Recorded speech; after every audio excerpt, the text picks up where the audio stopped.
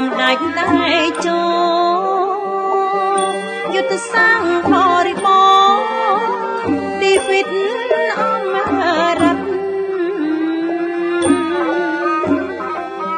នយោបាយឈ្នះសម្ដេចតែចូលយុទ្ធសាស្ត្របរិបូរណ៍ទីវិតអមរដ្ឋណា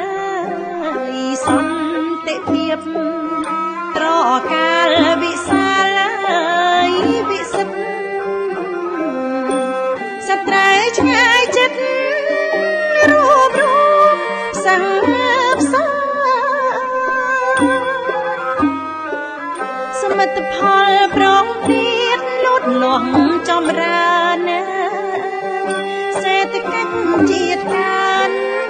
អភិវឌ្ឍរដ្ឋថា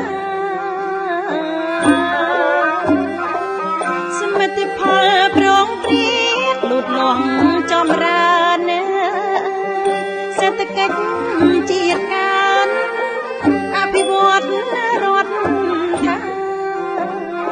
ពីងតោសន្តិភាពក្លិនជាប់ហើយនាសាយើងជាខេមរាសាទរនឹងគុណសម្ដេចដែលចូលសម្បូរដែលជាងាវិមានឈ្នះជាសង្ខ័យកម្មសម្ដេចដែលចូលសម្បូរដែលជាងាវិមានឈ្នះជាសង្ខ័យកម្មរំដងប្រទេសរួចពី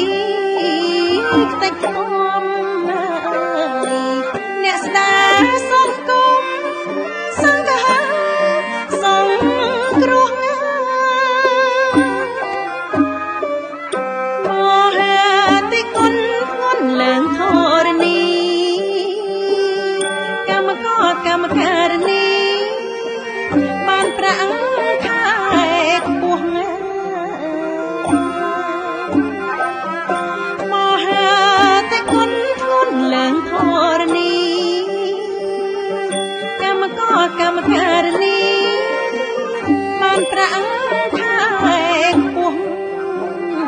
ជាតិចប់សង្គ្រាមមានគេកិត្តិយសកម្ពុជាត្រង់ឆ្ពោះរងរឿងអត់ស្រាំបានហូបទឹកហើយកុំភ្លេចប្រភពបានច្រកក្រោមលប់កុំភ្លេចអ្នកណាដាំបានហូបទឹកហើយកុំភ្លេចប្រភពបានច្រកក្រោមលប់កុំភ្លេចអ្នកណាដាំ